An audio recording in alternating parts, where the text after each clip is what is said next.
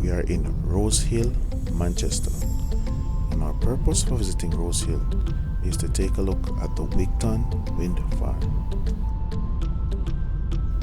Now, Wigton Windfarm is the largest wind energy facility in the English-speaking Caribbean. Yes, you heard correct. The largest in the English-speaking Caribbean.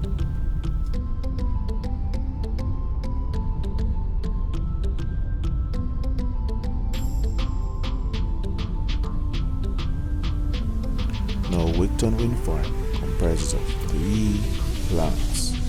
The first, phase 1, is 20.7 megawatt and it started operation in 2004.